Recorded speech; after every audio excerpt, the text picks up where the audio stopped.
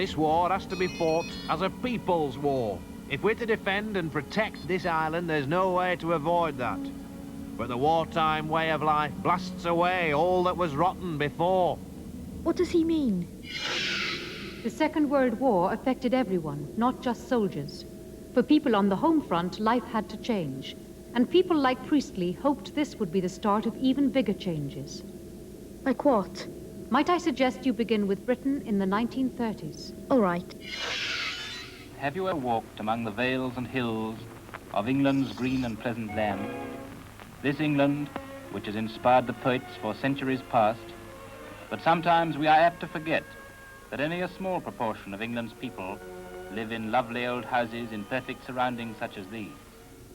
What is this? The Great Crusade, a propaganda film made in 1936 that contrasted the comfort of middle-class England with the misery of life in the slums. The three youngsters share the bed, but Molly has to sleep on the floor. She used to be frightened by the scuffling of the rats at night, only a few feet away from her. But now she's got used to them. Were things really this bad? No, not for everyone. But the film is just one source of information that highlights the very real divisions that did exist in 1930s Britain. Your life and opportunities depended on whether you were rich or poor, unemployed or employed, lived in the town or country, whether you were a man or a woman. So the war changed all of this? It's not that simple. Some things changed, some stayed the same. But the war pulled everyone together and gave many the chance to do things that they would never have dreamed of. September 1938, and Hitler has invaded Czechoslovakia. Over here, Britain is awakening to the drastic need for air raid preparedness. Trenches are dug, gas masks step up production, and here's a scene that sums up this grim chapter in our history. But don't let's be satisfied with these pictures of the other fella coming forward. We all know the risk, death in its most ghastly garb. So listen well to your Home Secretary, Sir Samuel Hoare. Come along to help us to make your country and your homes as safe as we can make them. Things don't sound too good. The rise of the bomber had changed the face of modern warfare. In Manchuria, in Abyssinia, in Spain, civilians had suffered terrible casualties. It now seemed as dangerous to stay at home as to enlist and fight in the front line. First pictures from the Basque Republic of the holy city of Guernica, scene of the most terrible air raid our modern history yet can boast. Hundreds were killed here, men, women, and children. 4,000 bombs were dropped out of a blue sky into a hell that raged unchecked for 5 murderous hours.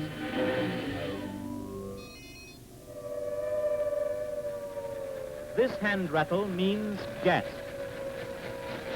Put on your gas mask and keep it on. The government was as worried about poisonous gas as it was about bombing, and films like this one were made to prepare people for the horrors to come. Do not be alarmed by noise in an air raid. Much of it will be the noise of our own guns dealing with the raiders. These early information films tended to talk down to people, often because the people writing them had no idea of how to write for a mass audience. But they had to warn people. True, and the threat seemed very real. The government feared widespread panic. Give me the outbreak of war. September 1939. Windows are darkened to render blackout complete. Anderson shelters stocked. Even the inmates of the city zoos have been moved to safety. On the whole, Britain has taken the declaration of war quietly enough. But how about this jolly scene, captured recently at a dance hall in Streatham? It's a good way to get to know your respirator. Meanwhile, there's more merriment down on the farm. So, how do you like country life? Oh, it's wonderful, sir. It's wonderful, sir. And you, George, what have you done since you've been here? Well, I've seen, a rabbit. What's this about then? They're evacuees. Select evacuation. September the 1st, 1939, a mass evacuation began from the cities to safety zones throughout Britain. The risk of air raid seemed so great that parents were encouraged to send their children away for the duration of the war. Can't have been easy. There are many people alive today who experienced evacuation, either as parents, foster parents, or child evacuees. was an agonizing situation for a parent to have to make, whether to expose their children to the dangers of being burned alive, blown to pieces by bombs, or whether they were going to let them out of their sight and entrust them to strangers, to let them out into the unknown. This was an awful decision. They don't look too worried. To encourage evacuation, the newsreels showed it as one big adventure. Most of the children themselves have gone off cheerfully enough. For them, fortunately, the whole procedure seems to hold no terrors and is even regarded as just another holiday. Which maybe it was for some. What happened when you got there? What followed was really just like an auction sale. People looked us over and chose children. It was, who'd like to go with this nice lady? Or, here's a couple who are looking for a nice little girl. Everything depended on who your foster parents were. Had they been forced to take you on, or was it through genuine goodwill? Did they really want to look after you, or did they just want a cheap maid or farmhand? No real effort was made to match evacuees with their hosts, and there were misunderstandings. I think all London teachers resented the assumption, the very smug assumption that tended to be made by many villagers that every child who came from London must come from a slum and be neglected by its parents, and above all, that they were dirty. On the first evening with the new family, my new foster mother said to me, "Are you church or chapel?" And very cautiously I said, "Which are you?" She said, "We're church." And so, from then on, I was church too. The penalty for this particular piece of treachery was that I had to listen to a seemingly unending stream of anti-Semitism from these people about those filthy Jews who lived down the road. What does she mean? She was Jewish herself, but she hid this in order to fit into a new, intolerant household. Right. So how else did evacuation affect people? For some who enjoyed the experience, it was a chance to discover the countryside and make friends for life. Others found it more difficult. But at least by bringing people together, people of very different backgrounds, society was facing up to divisions so often ignored. September 1940, and I suppose we shall all remember the emotions of this heady summer, what our new Prime Minister called our darkest hour, when it seemed that any day we might be invaded by the Nazi hordes. But we weren't downhearted. We patrolled and waited. We drilled and waited. We worked and waited. Waited for the terror we knew was coming. Then it came. This was the sound that became part of the daily life of every man, woman, and child in Britain. What's going on? The German bombing of British cities, later called the Blitz.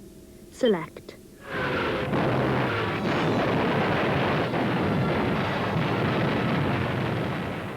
The bombing of London began at 5 o'clock on the afternoon of September the 7th, 1940.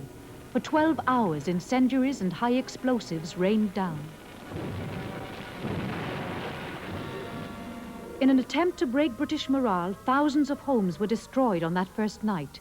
430 people died. 1,600 were seriously injured.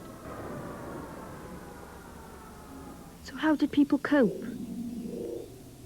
East London paused to lick its wounds for a moment yesterday after what had been planned by Hitler as a night of terror. But it carried on regardless. During a 5-hour tour of the bombed area, I met only one disgruntled person. I can't believe that.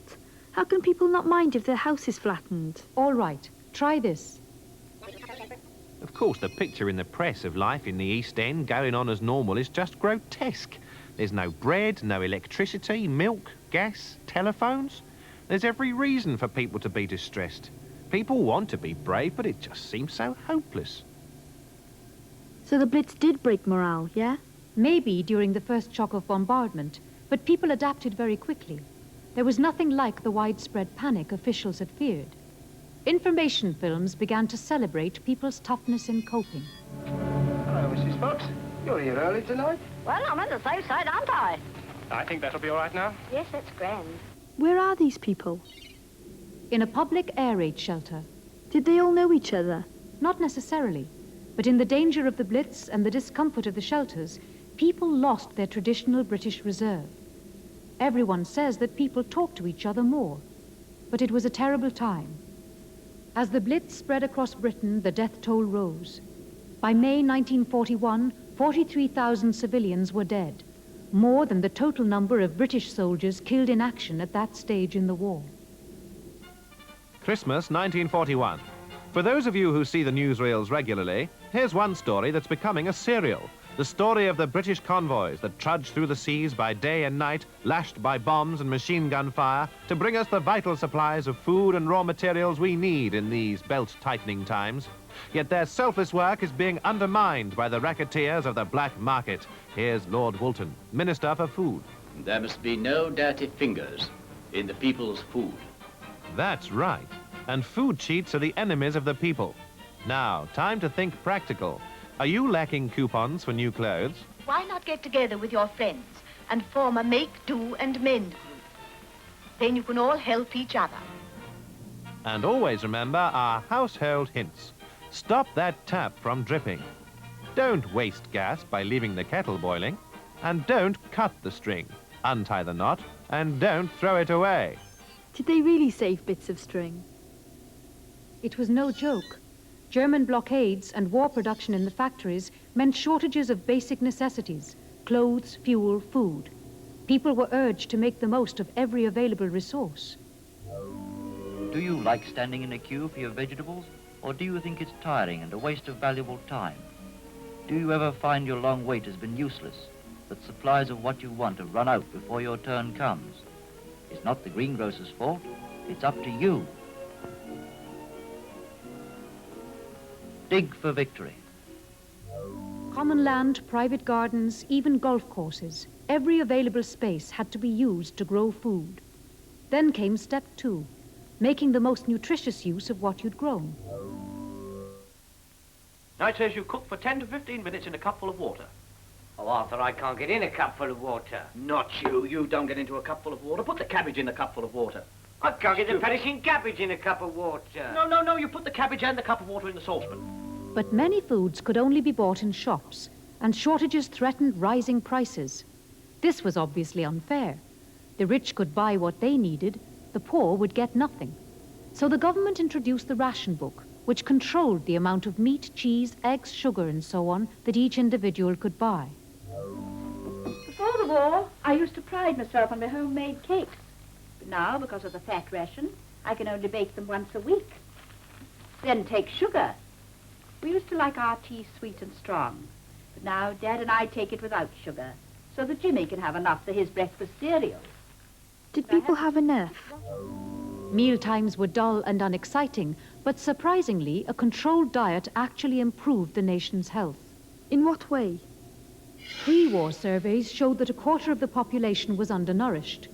Rationing guaranteed a regular supply of basic nutrients. It also treated everyone the same. And though the rich found ways to get round the ration, this basic principle, equality, was stressed again and again by those looking forwards to a post-war Britain. History will regard 1942 as the birth date of a new social era. So William Beveridge has published his report. It's a vision of the future, a vision of security from the cradle to the grave. The security plan is only a first step. I hope you'll take it. We will, Sir William, and harvest the rich possibilities in store. To win this war, we abolished unemployment. We even mobilized our women. Should we sit by in peacetime and let the scourge of unemployment return? Was women working so unusual? Work had been available for single women, mostly in the textile industries, clerical work, and domestic service. Low-status jobs for about half the equivalent male wage. But even that stopped on marriage. From then on, work meant housework. The war changed all that.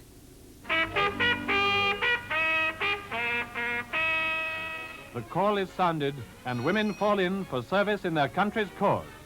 Khaki uniform replaces the peacetime diversity of fashion, for in the Auxiliary Territorial Service, women undergo military training and undertake tasks which will relieve men for fighting.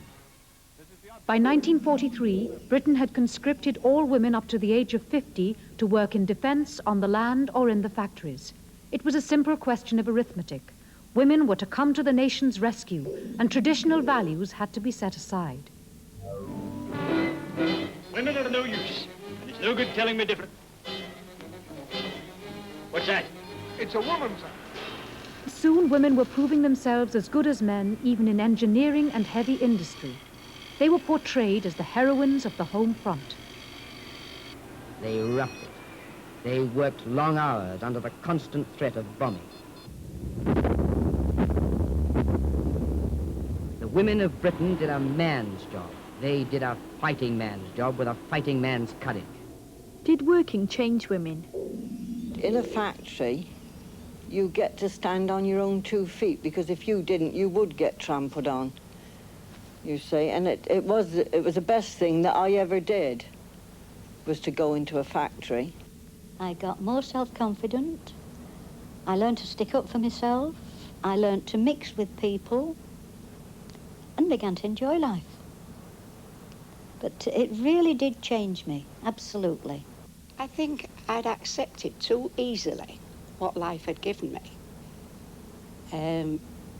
Now I had got a wider horizon and began to think I can do more than this, and began to get interested in different things, which I hadn't thought about before. So what happened when the war ended? We were sent for one morning, and the personnel officer sat there at his desk. He lifted his head and he said one word: redundant. She must have been furious. She was, but her views weren't shared by the majority. They saw their role as a temporary solution to a temporary problem. And as the men came home, few women were prepared to fight to keep their newfound positions. When he came in the army, he didn't want me to work anyway. He said, your place is in the home. And I wanted to stay with the children anyway. Look after the children, look after him. So the war changed nothing? It's true, in many ways, attitudes were as entrenched as ever. But equal pay for equal work was more widely accepted. And so was the idea of married women working. Not much for all that hard work. It's never easy to change the way people think. So was that true all over? Did everything stay much the same? July 1945. It's sensational. When the votes were polled in this, our first post-war election, who would have prophesied a landslide for the Labour Party? But it's official, and that means bye-bye to that fine statesman Winston Churchill.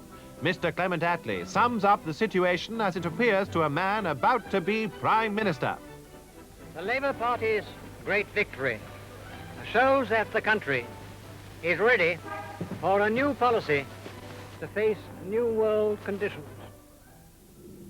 There seemed to be a mood for change, a mood of never again. But could post-war governments live up to these hopes? Only time would tell.